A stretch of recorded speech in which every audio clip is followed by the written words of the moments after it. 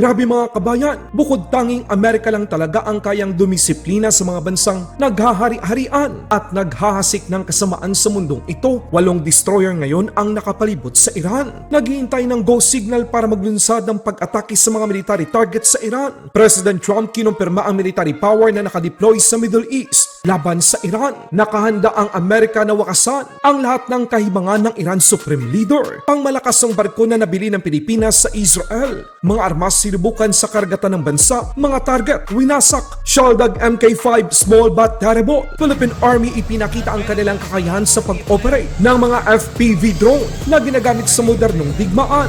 Philippine Army ayaw magpahuli. Philippine Air Force binigyan ng papuri ang lakas at tulong na ibinigay ng mga FA-50 fighter jet para sa seguridad at kapayapaan ng ating bansa.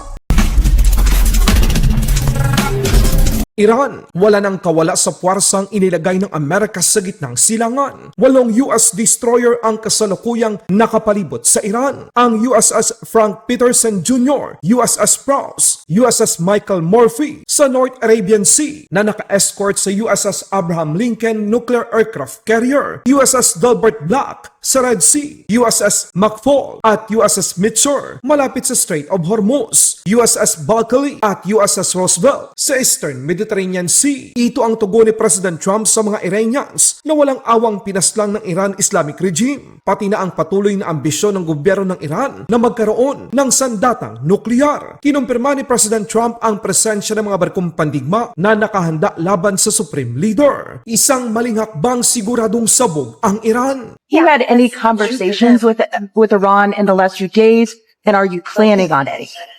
I have had, and I am planning on it, yeah. We have a lot of very big, very powerful ships sailing to Iran right now, and it would be great if we didn't have to use them. Can you say what the message was that you shared with Iranians? Well, I told them 2 things. Number 1, no nuclear, and number 2, stop killing protesters. They're killing them by the thousands. You know, I stopped 837 hangings 2 weeks ago, but they're going to have to do something. Nobody's seen anything like this. Sa ibang balita naman, Philippine Navy ipinakita ang lakas ng kanilang mga fast attack interdiction craft na nabili sa Israel. Sa bilis, high-tech at lakas ng mga missile, malaki ang maitutulong ng mga Shaldag Mk5 upang mapanatili ng hukbong dagat ng Pilipinas ang kaayusan at kapayapaan sa iba't ibang bahagi ng karagatan ng ating bansa. Ito ngayon ang small but terrible sa armada ng Philippine Navy. Basta gawang Israel, malakas, matibay at laging maaasahan.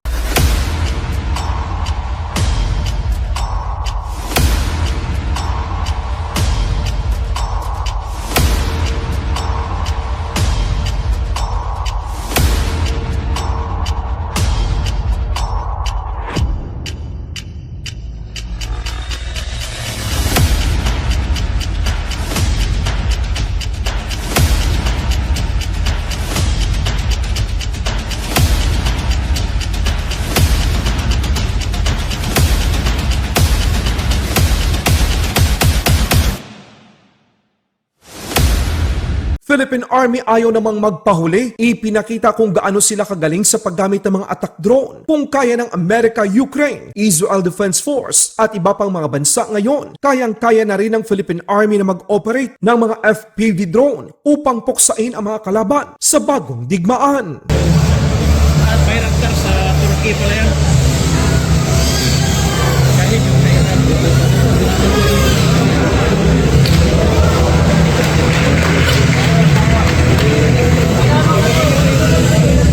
Ipinakita naman ng Philippine Air Force ang kahalagahan ng FA-50 fighter jets upang mapangalagaan at madepensahan ang airspace ng Pilipinas maging sa West Philippine Sea.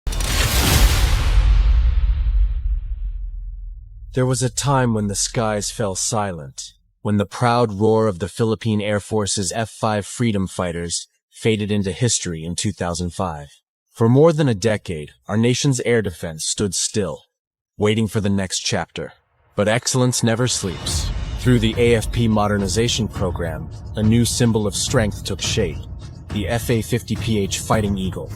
Born from innovation and partnership between Korea Aerospace Industries and Lockheed Martin, it marked the return of supersonic power to Philippine skies.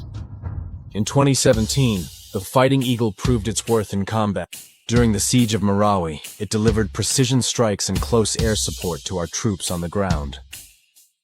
Through courage and skill, it redefined the power of the skies.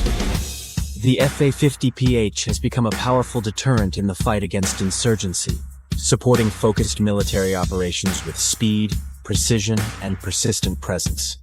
On time. On target. Rapid overwatch. Air power that defeats adversaries. By strengthening ground forces and shaping the battle space, the FA-50PH denied enemy movement and drove insurgency into steady decline. At Bassa Air Base, the 5th Fighter Wing continued its proud legacy. Through the Balik Bassa program, a new generation of fighter pilots trained and took to the skies. With discipline and precision, the wing reached new heights.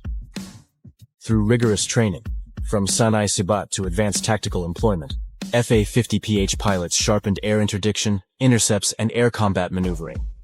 By 2020, the Fighting Eagle expanded its strike capability with the first live firing of the AGM-65 Maverick. In 2021, the aircraft pushed its operational limits further through its first night air defense exercise. In 2022, it took part in the largest Base P and Balikatan exercises, fully integrating with large force employment scenarios. The FA-50PH stands at the core of our air defense identification zone.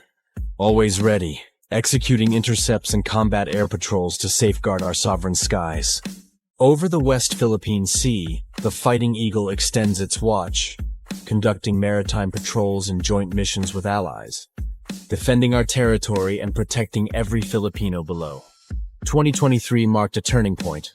The return of Cope Thunder Philippines. The FA-50's reliability and performance played a key role in bringing the exercise back, revitalizing high-end air combat training in the country.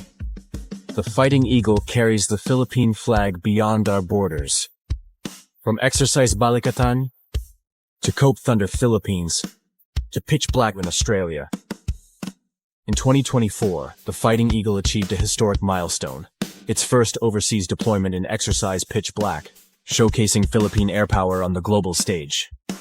And forged by its role in Exercise Iron Blade 2024, the FA-50 stepped into 2025 facing its most advanced challenge yet, flying and training alongside 5th-generation fighters during Cope Thunder. For 10 years, the FA-50PH has been more than an aircraft. It is a symbol of courage, precision, and progress. From the first flight to every mission accomplished, the Fighting Eagle stands as the vanguard of Philippine skies. A legacy of power, discipline, and service. A decade of excellence.